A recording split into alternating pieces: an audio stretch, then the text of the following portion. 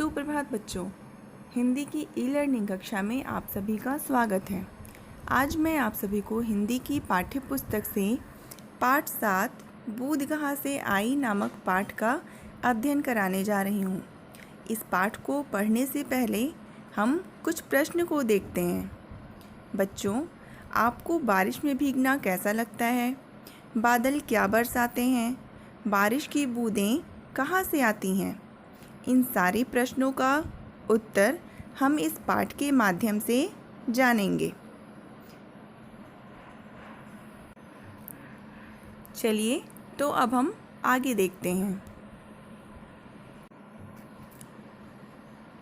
पाठ 7 बूंद कहाँ से आई।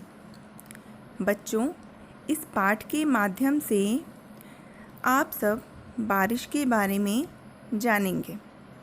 चलिए अब हम कहानी को पढ़ना शुरू करते हैं। आज सवेरे से ही मौसम बड़ा सुहावना था। आकाश में छाए काले काले बादल रुई के गोलों की तरह उड़कर इधर उधर जा रहे थे। ठंडी ठंडी हवा चल रही थी। तभी 2-3 बार बिजली कड़की और रिमझिम बारिश होने लगी।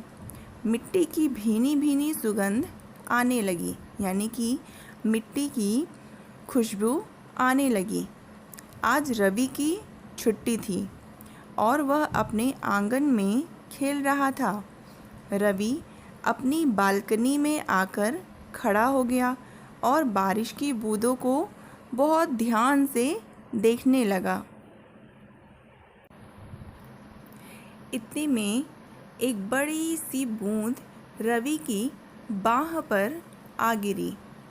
मोती की तरह चमकती पानी की बूंद से रवि ने पूछा, अरे बूंद, तुम कहाँ से आई हो? बूंद ने झट से उत्तर दिया, यानी कि बूंद झट से बोली, आसमान से। रवि ने आश्चर्य से पूछा, आसमान से? वह कैसे? तभी बूंद ने कहा, हाँ, आसमान से। वही तो मेरा घर है। बादल मेरा जहाज है। उसी पर बैठकर मैं आसमान में घूमती रहती हूँ। फिर रवि बाहर मैदान में आ गया और बूंद से पूछा, लेकिन तुम तो जल से बनी हो और जल तो धरती पर होता है। आखिर तुम्हें आसमान में कौन पहुँचाता है? तब बूंद ने रवि को समझाया, जब धरती पर गर्मी पड़ती है तो समुद्र का पानी भाप बनकर ऊपर उड़ जाता है। यही भाप आसमान में एकत्र होकर बादलों में बदल जाती है। इन बादलों में हम बूंदें ही तो होती हैं। हवा के साथ बादल इधर उधर उड़ते रहते हैं और उनके साथ साथ हम भी आसमान की सैर करती रहती हैं। बादल जैसे ही किसी ठंडी जगह पर पहुंचते हैं, हम ठंड से सिकुड़कर पास पास आने लगती हैं। हम सबके मिल जाने से हमारा वजन भारी हो जाता है और हम टप टप करके नीचे गिरने लगती हैं। इसे ही बारिश कहते हैं।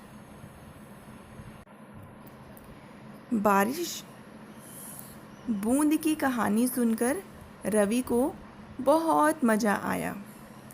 उसने पूछा, इतनी ऊंचाई पर तुम्हें बहुत अच्छा लगता होगा। बूंद बोली, अच्छा तो लगता है, लेकिन ऊपर सर्दी बहुत लगती है, यानी कि ऊपर ठंड बहुत लगती है। वहाँ हम सब बूंदें पास पास बैठती हैं। रवि ने फिर पूछा, अच्छा, यह बताओ, अब तुम सारी बूंदें यहाँ से कहाँ जाओगी? किस जगह जाओगी? रवि के प्रश्न को सुनकर बूंद ने हंसकर कहा, इतना भी नहीं जानते? अब हम पानी में बदल गई हैं। यहाँ से बहकर हम नदियों में जाएंगी, खेतों की सिंचाई करेंगी, बांधों से बांधों में जाकर बिजली बनाएंगी और हमें साफ कर पीने के काम में लाया जाएगा। उसके बाद भी जो पानी बचेगा वह वापस समुद्र में पहुंच जाएगा। यही हमारा जीवन चक्र है। बच्चों, इस प्रकार आपने बूंद की कहानी पढ़ी और बूंद कहाँ से आई जाना।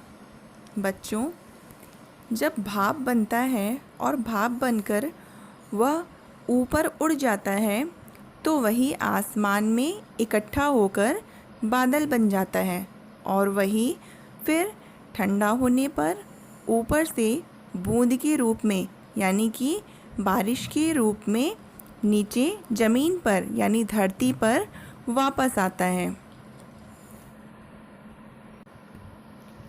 चलिए बच्चों, अब हम आगे देखते हैं। कठिन शब्द। पहला है बूंद, सिंचाई, सुहावना, सुगंध, बालकनी, समुद्र, एकत्र और बारिश। बच्चों, इन सारे शब्दों को आपको अपनी कॉपी में 3-3 बार लिखना है। अब इसके बाद हम शब्दार्थ देखेंगे।